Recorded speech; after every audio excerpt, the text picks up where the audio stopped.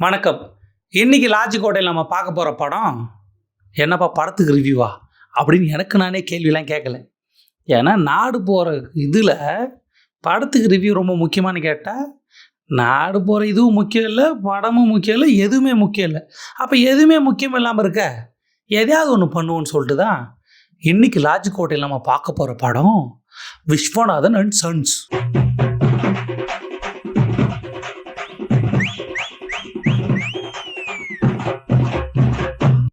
ஏன்பா எவ்வளோ படம் வந்துச்சு, ஜனநாயகனே வந்துச்சு, அதுக்கே ரிவ்யூ போடல, இதுக்கு போய் ரிவ்யூ போடுறியே? நான் கேட்குறேன், ஜனநாயகன்லாம் ஒரு படம், அது பாடம். குட் டச் பேட் டச் அதை சொல்லி கொடுத்த பாடம்னு சொல்ல வந்தேன். அந்த மாதிரி பாடத்தெல்லாம் பாடம் பண்ண வேண்டிய அவசியம் மக்களுக்கு இருக்குது நிறையா. ஒன்றும் சொல்கிறதுக்கு இல்லை. இல்லை அது ஒரு படம், அது வேணாம், என்ன சொல்கிறது. சொந்த பெரிய ஒரு மனுஷன் டேட்டு போட்டுன்னு வந்தார், அதை எங்கேருந்து நான் ரிவ்யூ கொடுத்து, அப்புறம் எம்ஜிஆர் வந்தார், சாட்டை எடுத்து இவர் அடித்தார், என்னென்னமோ பண்ணார், ஆன்டின்னு கூட்டார், அப்புறம் அப்படின்னு கெட்ட வார்த்தை இல்லாத மியூட் போட்டு பேசினார். இப்படி எக்கச்சக்கமாக நடந்துச்சு. அதனால் அது எங்கே போடுறது, என்ன நாட்டு நிலவரம் ரொம்ப சீரியஸாக போச்சு, அதனால் அந்த நேரத்தில் போடணும்னு தோணல. அப்புறம் இந்த படத்துக்கு மட்டும் யார் ரிவ்யூ போடுற அப்படின்னு கேட்டால், இந்த படத்துக்கு ரிவ்யூ போடுற எண்ணம் எனக்கு இல்லை. ஒரு மானம் கெட்டவன், ஒரு கேடு கெட்டவன், காசு வாங்கின்னு ரிவ்யூ போடுற நாளா இருக்கிறவன் அப்படின்னு வெளியே சொல்லுவாங்க. நான் சொல்ல, எனக்கு அவர் ரொம்ப பிடிக்கும், ரொம்ப நேர்மையான ஆள். அவர் மூஞ்ச பார்த்தாலே அப்படியே வா செருப்பை கட்டி கீழே போட்டு நடந்து போகணும்னு தோணும். அந்த மாதிரி ஒரு அழகான மூஞ்சி, எனக்கு அவர் ரொம்ப பிடிக்கும். அவர் இந்த படத்துக்கு ரிவ்யூ கொடுக்குறப்போ ஒன்று சொன்னார். என்ன சொன்னார்னா, இதுதான் சொசைட்டிக்கான படமையா, இதுதான் சொசைட்டிக்கான படமையா, பயங்கர ரெஸ்பான்சிபிளான படமையா. நீங்கள் குடும்பமாக பார்க்கலாங்க இந்த படத்தை. விஸ்வநாதன் அண்ட் சன்ஸ் சொசைட்டிக்கான படமா, பயங்கர ரெஸ்பான்சிபிளான படமா? அப்படி என்ன ரெஸ்பான்சிபிள், அப்படி என்ன சொசைட்டிக்கான படம் தான் போய் பார்த்தேன். பார்த்தா தான் தெரியுது, வாரிசு பட செட்டில் சூர்யா நடிச்சிருக்காரு. அதில் அவர் சொசைட்டிக்கான மெசேஜ் சொல்லியிருக்காரு. என்ன மெசேஜ்? கதையை சொன்னாலே நீங்கள் மெசேஜை புரிஞ்சுப்பீங்க. என்ன மெசேஜ், சொசைட்டிக்காக என்னென்ன பண்ணியிருக்காங்க அவங்க அப்படின்னு உங்களுக்கு புரிய வரும். படத்தில் சூர்யா ஒரு கன் ஷூட்டர், ஒலிம்பிக் கோல்டு மெடல் வாங்குறது. ஆரம்பத்தில் அப்படியே எம்மா அருமையான சீனு, மூக்கை பிடிக்கிறாங்க எல்லாரும், இப்படி கிரிஞ்சா அள்ளி தெளிக்கிறாங்க. சரி தெளிச்சிட்டு போகிறாங்க, இருந்துட்டு போகுது. ஆனால் ஒலிம்பிக் கோல்டு மெடல் வாங்குற ஒரு கோடீஸ்வர மகன், 40 வயசு அவருக்கு. அவரோட அம்மா ராதிகா, அவங்களுக்கு ஒரே வருத்தம் தான், இவ்வளோ கோடி பணம் இருக்குது, பையன் கோல்டு மெடல் வாங்கிட்டான், இதுக்கு மேலே என்னன்னா அவனுக்கு கல்யாணம் ஆகலை, அவனுக்கு ஒரு கல்யாணம் பண்ணி பார்க்கணும், குடும்பத்துக்கு ஒரு வாரிசு வேணும். அந்த ஃபோட்டோவில் என் பையன், அவன் பொண்டாட்டி, அவன் புள்ள இருக்கணும், நான் என் புருஷனோட இருக்கிற மாதிரின்னு ஒரு ஆசை. உடனே சூர்யா என்ன பண்ணுறாரு, உங்களுக்கு வாரிசு தானே வேணும், தோ வரேன்னு சொல்லிட்டு வெளிநாட்டுக்கு போய் ஏதோ டெஸ்ட் டியூபோ ஏதோ விந்தணு எடுத்து ஏதோ ஒரு செயற்கை முறையில் ஒரு குழந்தைய ஒரு அம்மா வாடகை தாய் மூலிமா பெற்றுன்னு வர்றாரு. வந்தால் குழந்தைய அப்படி கொடுத்தா ஒரு 3 மாதத்தில் வளருது. வளர்ந்தோடனே குழந்தைக்கு ஒரு போன் மேரோ பிரச்சனை. அம்மா இல்லை அப்பா போன் மேரோ தானம் கொடுக்கணும். அப்பாவுக்கு செட் ஆகலை. அடடா, அப்போ வாடகை தாய் அம்மாவை தேடி போகலான்னு அமெரிக்காவுக்கு போனால், அங்கே போனால் தான் ஹீரோயின் என்ட்ரி. சும்மா சரக்கு போட்டுன்னு ஜாலியாக இருக்கிறாங்க. டாக்டர் படிக்கிறவங்க, படிக்க காசு இல்லைன்றதுக்காக வாடகை தாய் இருந்திருக்காங்க. இப்பயும் படிக்க காசு இல்லை, ஃபீஸ் கட்டணும்னு சொல்லிட்டு காசு கொடுத்தா வரேன்னு வராங்க. அவங்க போன் மேரோ கொடுக்குறாங்க, குழந்தைக்கு சரியாகுது. அப்புறம் குழந்தைய பிடிக்க ஆரம்பிக்குது, இந்த உலகம் பிடிக்க ஆரம்பிக்குது, பணக்கார சூர்யாவை பிடிக்குது, அப்புறம் சூர்யா குடும்பத்தை பிடிக்குது, அவங்க அம்மாவை பிடிக்குது, எல்லாரையும் பிடிக்குது. இப்படி ஒரு வாழ்க்கை வேணும், நான் சூர்யா லவ் பண்ணுறேன்னு சொல்லிட்டு நான் உங்களை கல்யாணம் பண்ணிக்கிறேன், உன் கூட இருக்கிறேன்றாரு. உடனே சூர்யா வேணாம், 20 வயசு வித்தியாசம், அதனால் வேணான்றாரு. என்ன தான் பிரச்சனை சூர்யாவுக்கு, ஏன் கல்யாணம் வேணான்னு கேட்டால் அப்போ தான் ஒரு ட்விஸ்ட்டு. என்னென்னா, சூர்யாவோட அப்பாவுக்கு 2 பொண்டாட்டி. பொண்டாட்டி ராதிகா, 2வது பொண்டாட்டி ஒரு நடிகை, பேர் மறந்துச்சு, வந்தாங்க நடிச்சாங்க அவங்க. அதுக்கப்புறம் இப்போ தான் பார்க்குறேன். அவங்க அப்பாவுக்கு 2 பொண்டாட்டி. என்னப்பா இப்படி பண்ணிட்டேன்னு சின்ன சூர்யா போய் கேட்குறாரு. அதுக்கு அப்பா சொல்கிறாரு, உங்கள் அம்மா மேலே இருந்த காதல் குறைஞ்சி இந்த அம்மா மேலே காதல் வந்துடுச்சுரா. உடனே சூர்யா முடிவு பண்ணுறாரு, காதலிச்சா காதல் குறையும், நம்ம ஒரு பொண்ணுக்கு துரோகம் பண்ணுறோம், அதனால் காதலே பண்ணக்கூடாது, கல்யாணம் பண்ணணும் ஒரு முடிவு எடுக்கிறாரு. அப்படி வைராகமே நிற்கிறாரு. அவங்க அப்பாவோட 2வது பொண்டாட்டியை பார்த்தா அவர் பிடிக்கல, இருந்தாலும் அவங்க அம்மா சொன்னாங்கன்னு சொல்லிட்டு சிரிக்கிறாரு. அவங்க அம்மா வந்து இந்த டீட்டெயில் சொல்கிறாங்க. அவங்க அம்மாவுக்கும் அவங்க சின்னம்மாவுக்கும் ஒன்றும் பெரிய பிரச்சனை இல்லை, 2 பேரும் ஃப்ரெண்ட்ஸ் தான், ஒன்றா தான் இருக்கிறாங்க. அதுவும் சூர்யாவுக்கு பிடிக்கல. இப்படி இருக்கப்போ ஹீரோயின் வந்து அவங்க அம்மாட்ட கேட்குறாங்க, ராதிகா கிட்ட, அம்மா ஆயா சாரி அத்தை இல்லை, அவங்க பேர் விட்டு கூப்பிட்றாங்க. பேர் விட்டு கூப்பிட்டு, இந்தமாரி உங்கள் பையன் இப்படி சன்னியாசியாக இருக்கிறாரா, அவருக்கு வந்து எந்த ஆசையும் இல்லையா, வேறு சீக்ரெட் இல்லையான்னா அவங்க அம்மா ஒரு சீக்ரெட்டை உடைக்கிறாங்க. மாசமானா கடைசியில் என் பையங்க வெளிநாட்டுக்கு போய் ஜாலியாக ஜல்சா பண்ணிட்டு வருவாமான்னு அம்மா ஜாலியாக சொல்கிறாங்க. அதை கேட்டு அந்த ஹீரோயினும் பரவாயில்லையா, நல்ல ஜாலியான டைப்பாக இருக்கிறாரு, மாதம் போயிடுவாரா, ஒரு ஊருக்கு போய் ஒரு பொண்ணா சூப்பர் அப்படின்னு சொல்லி சூப்பர்னு சொல்லிட்டு கடந்து போகிறாங்க. ஜாலியாக கடந்து போயிட்டு அதுக்கப்புறம் என்ன பண்ணுறது, அப்பயும் லவ் வருது. அப்புறம் இவர் வேணான்னு தோர்த்துறாரு. அவங்க கோர்ட்டுக்கு போகிறாங்க. கோர்ட்டுக்கு போனோன்னு கோர்ட்டு வந்து அம்மாவும் அப்பாவும் ஒன்றா இருக்கணும், பிள்ளைய வளர்க்க ஒரு 6 மாதம்ன்றாங்க. அப்புறம் 6 மாதத்துக்கு நடுவில் அப்படி இப்படி நிறைய சீன்ஸ் வருது. சீன்ஸ் வர்றப்போ ஒரு சீனில் வந்து இந்த ஹீரோயின் வந்து சூர்யா அவங்க அம்மாவை பேர் விட்டு தான் கூப்பிடும். அந்த அம்மா என்ன பண்ணுது, டக்குன்னு அத்தை அப்படின்னு கூப்பிட்டுடுது. அத்தைன்னு கூப்பிட்டோன்னே சந்தோஷத்தில் சூர்யா அவங்க அம்மா ராதிகா பொட்டுன்னு போயிடுறாங்க. அதுக்கு சூர்யா வந்து பர்ஃபார்ம் பண்ணுறாரு. நமக்கும் கொஞ்சம் கண் கலங்குது. தாய் பாசம் இல்லை, எனக்கு தாய்னா பாசம் அதிகம். நானும் கொஞ்சம் அழுகுறேன் அந்த படத்தை பார்த்துட்டு. அழுது முடித்த உடனே அதுக்கப்புறம் நம்மள சூர்யா திருந்தி அவங்க சின்னம்மா பொண்ணு கல்யாணம் பண்ணி வைக்கிறாரு. அங்கே போய் சண்டை போடுறாரு.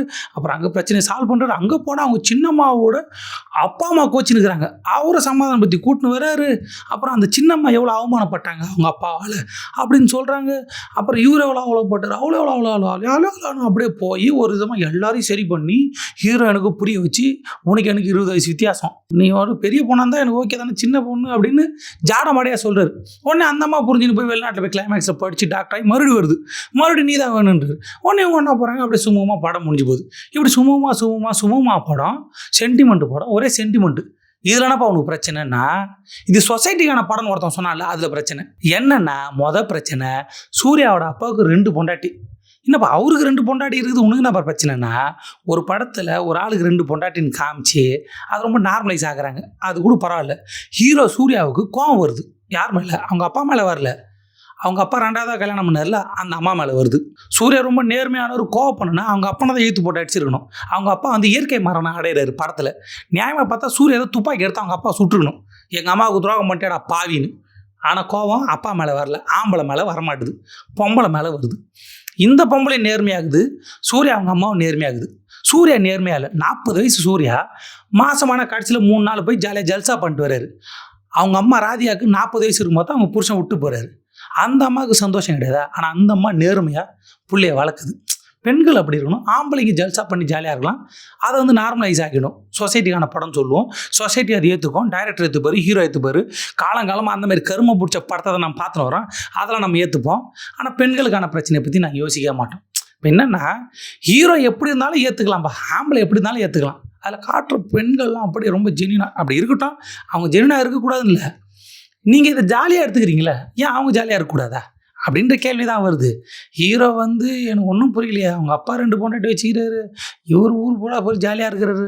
ஆனால் ஹீரோயின் வந்து வாடகை தாயாக இருந்தாலுமே நேர்மையாக படித்து படிப்புக்காக தான் வாடகை தாயாக இருக்குது. என்னென்னா ஆம்பளைங்க எப்படி வேணா இருக்கலாம்ப்பா. அந்த படத்தில் ஹீரோ வந்து மாசமான ஜல்சா பண்ண போகிறாரு. நாசர் ஒரு கெஸ்ட் ரோலுக்கு வருவார். அவர் வயசானவர், அவர் பெரிய குடும்பத்த ஆள். அவர் மாசமான கடைசியாக போய் தாய்லாண்டு போய் ஜாலியாகிட்டு வருவார். சூர்யா சொந்தக்கார ஒரு ஆம்பளை, அவங்க மாமனும் மச்சானும், அவரும் சூர்யா கூட போய் ஜாலியாக இருப்பார். இப்படி ஆம்பளைங்களாம் ஜாலியாக இருக்கிறாங்கப்பா, ஜல்சா பண்ண ரொம்ப நார்மல். நீங்கள் வந்து சீரியஸாக எடுத்துக்கூடாதுங்க. சொசைட்டிக்கான படம். ஆம்பளை அப்படி தான் இருப்பான். பெண்கள் தான் குடும்பத்தை காப்பாற்றணும். பெண்கள் தான் வந்து ரொம்ப இதுவாக அப்படியே இப்படி இருக்கணும். ஏன்னா இது கொடுமையாகுது.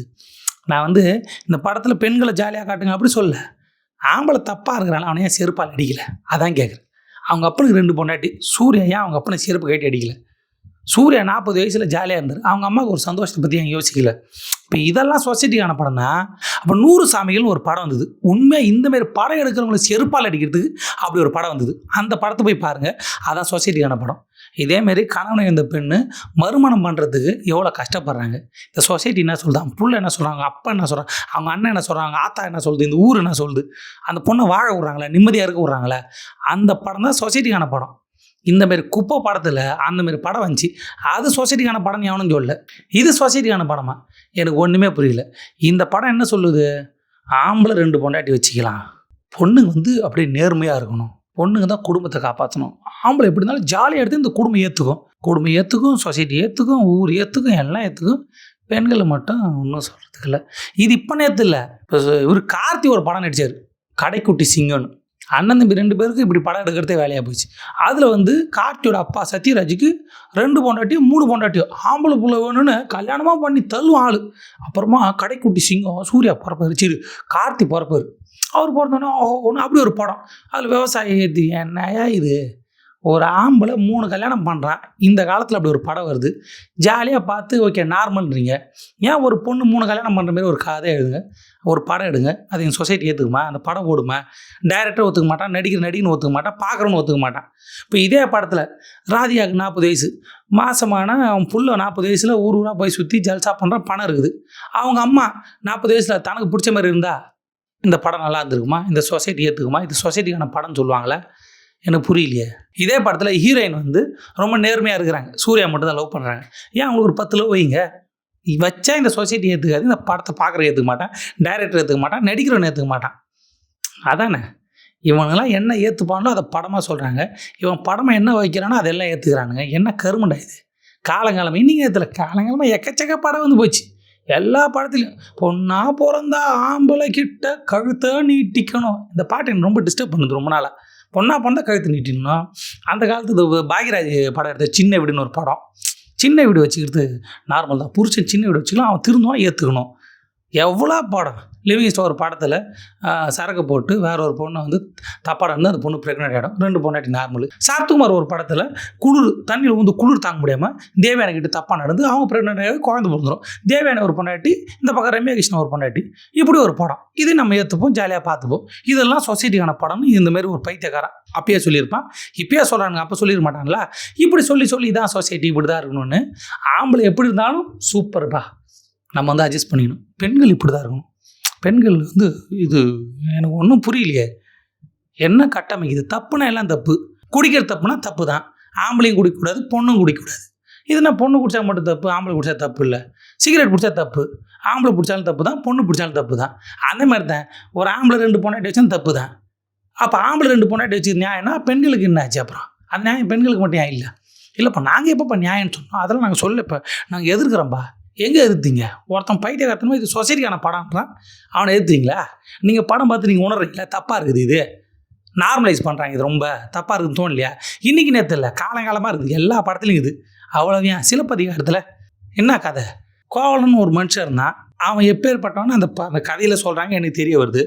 அப்பேற்பட்டவனை அவன் ஒய்ஃபு அப்படியே போராடி காப்பாற்றுறாங்க, நீதி வாங்கணும்னு சொல்லிட்டு அவனுக்காக மதுரை எரிக்கிறாங்க. நியாயப்படி பார்த்தா கோவலனை தான் எரிச்சிருக்கணும் அந்த அம்மா, ஆனால் எரிக்கலை. நம்ம வந்து புருஷன் அப்படி தான் இருப்பான், புருஷன் அப்படி இருந்தாலும் அந்த பொண்டாட்டின்றவ எனக்கு புரியலையே. மாதவி ஒரு பக்கம், இந்த அம்மா ஒரு பக்கம், 2 பேரும் ஏமாற்றிக்கிறான் கோவலன். அவன் மேலே கோவமே வரல யாருக்கும். கோவலன் இல்லைடா நீ, கேவலன்னு யாரும் சொல்லலை அவன்கிட்ட. இல்லை, எனக்குள்ளே வர சந்தேகங்கள், அந்த இலக்கியத்தை தப்பாக சொல்லாதீங்க, ஏதாவது சொல்லிட்டுப்பாங்க, அதில் வர கதையில் வர கேள்வி தானே, கேள்வியாக தான் கேட்குறேன். ஏமா மதுரை ஆயிடுச்சேவா, புருஷனை இழுத்து போட்டு 2 அடி அடிச்சு டிவோர்ஸ் பண்ணிட்டு நீ சுதந்திரமாக வாழ்ந்துருக்கலாமே, அப்படி ஒரு கதை எழுதிக்கலாமே. சிலப்பதிகாரம் இல்லை, திருக்குறள் ஒரு குறள் இருக்குது, தெய்வம் தொழால் கொழுநன் தொழுதெய்வால் பெய்யன பெய்யும் மழை. அப்படின்னா என்ன அர்த்தம் போட்டுக்கிறாங்கன்னா, இதுக்கு நான் அர்த்தம் சொல்ல வரல, போட்டுக்கிற அர்த்தத்தை சொல்கிறேன். ஒரு பெண் வந்து கடவுளை கூட கும்பிட தேவையில்லையா, புருஷனை கும்பிட்டு வந்தானா பெய் அப்படின்னா மழை பெய்யுமா. ஏன் ஒரு ஆம்பளைக்கு வைக்கலாம்ல, ஒரு ஆம்பளை கடவுளை கும்பிடாம பொண்டாட்டியை கும்பிட்டு வந்து அவன் பெய்யுன்னு சொன்னால் மழை பெய்யும் சொல்ல வேண்டியதானே.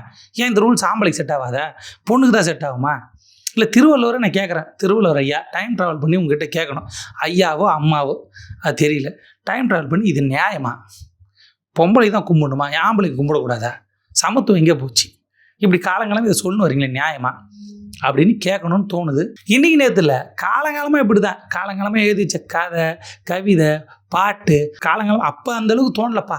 அப்போ இருந்த காலகட்டத்தை எழுதிட்டாங்க. இப்போ என்ன தோணுது, இந்த படத்தில் என்ன சொல்கிறான், என்ன சொல்ல வரான், கடைக்குட்டி சிங்கம் படத்தில் என்ன சொல்ல வரான், இப்போ எதுக்குப்பா இதெல்லாம் பேசுகிறேன்னு கடுப்பாவதா இல்லையா? இந்தமாரி படத்தை எடுத்துன்னு குடும்ப படம்னு சொல்லிட்டு இவனுக்கு ஜாலியாக இருப்பானு ஜல்சா பண்ணணும், அதெல்லாம் நார்மல்னு சொல்லுவீங்க. பெண்கள் இப்படி தான் இருக்கணும், கோடீஸ்வரம் விட்டு போனால் இருந்தாலும் புருஷன் எப்படி இருந்தாலும் நம்ம ஏற்றுக்கணும், புருஷனை விட்டு போனாலும் புள்ளைய நம்ம வளர்க்கணும், பெண்களுக்கு சந்தோஷம் இருக்கக்கூடாது, அவங்களுக்கு வந்து ஆம்பளைக்கு இருக்கிற மாதிரி ஒரு உணர்வு இருக்கக்கூடாது, அவங்க காதலிக்கக்கூடாது, அவங்க எதுவும் பண்ணக்கூடாது, ஆம்பளை எது பண்ணாலும் நம்ம பொறுத்துக்கணும். என்ன இது படம் மட்டும் இல்லை, இப்போ வந்து ஒரு பேரணி நடத்தினாங்க ஒரு மாற்ற சேர்ந்தவங்க, அதாவது அபார்ஷன் பண்ணக்கூடாது, வயிற்றில் ஒரு குழந்தை வந்து இது அப்படி இப்படின்னாங்க. அதுக்கு வந்து சபாநாயகர் வந்து அதில் போய் கலந்துன்னு ஒன்று பேசினார், சூப்பராக பேசினார். என்ன சொல்கிறது, அதில் போய் கலந்துக்கலாமா? நான் கேட்குறேன், நம்பிக்கை ஒரு சைடில் இருக்கட்டும், முதல்ல அது செய்யலாமா? படத்தில் தான் எப்படின்னா நேர்லிமா அபாஷன் பண்ணணுமா வேணாமா, புள்ளைய பெற்றுக்கணுமா வேணாமான்னு ஒரு பொண்ணு தான் முடிவு பண்ணணும். அதை வேறு யாரும் முடிவு பண்ணக்கூடாது. ஏன்னா அவங்களுக்கு தான் தெரியும். அதை விட்டு பண்ணணும் பண்ணக்கூடாதுன்னு இவங்க யார் சொல்கிறதுக்கு? இதை சொல்கிறது ஒரு சபாநாயகர். எங்கே போய் முட்டிக்கிறது? இந்த தெளிவு கூடமா இல்லை?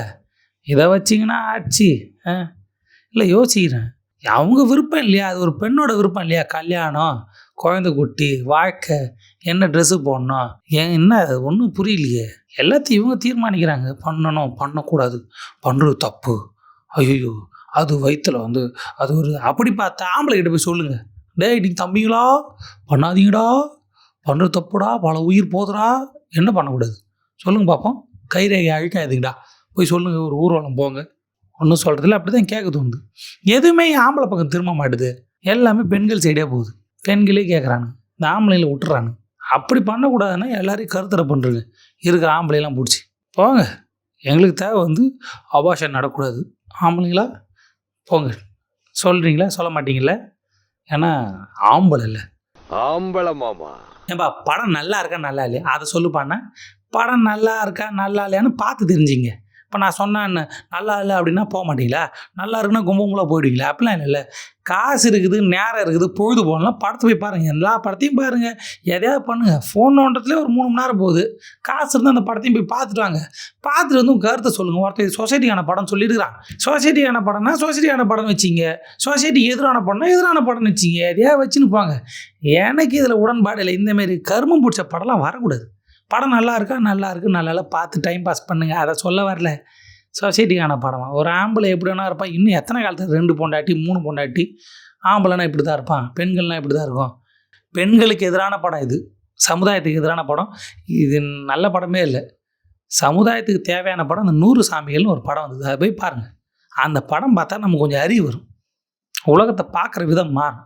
அந்தமாரி படத்தை சொசைட்டிக்கான படம்னு சொல்லி யாரும் போய் பார்க்கல. இந்த படத்துக்கு சொசைட்டிக்கான படம். ஏன்ப்பா சூர்யா படம் நடிச்சுக்கிறாரு, அவர் வந்து அகரம் ஃபவுண்டேஷன் வச்சுருக்காரு, எவ்வளோ நல்லவர், ரொம்ப நல்லவர். சூர்யா எனக்கு ரொம்ப பிடிக்கும் பர்சனலாக. அதுக்காக இப்பேற்பட்ட படத்தை என்ன பண்ணணும்? பாராட்டணுமா? தப்பான படம். இந்தமாதிரி படம் சூர்யா நடிக்கக்கூடாது. நடிங்க, நடிச்சுட்டு போங்க. நான் என்ன நடிக்கக்கூடாதுன்னு சொல்கிறது? நடிங்க, பாருங்கள், பார்த்துட்டு போங்க. ஜனநாயகன் வர்றப்ப கூலி ஃபார் ஹவுஸு அதெல்லாம் வர்றப்ப இது வந்துட்டு போட்டோம் பார்ப்போம், டிஸ்கஸ் பண்ணுவோம். தப்பான படம்னு புரிஞ்சுப்போம். நம்ம வாழ்க்கையில் இப்படிலாம் பண்ணக்கூடாதுன்னு தெரிஞ்சுப்போம். வேறு என்ன சொல்கிறது? ஒன்றும் சொல்கிறதுக்கு இல்லை.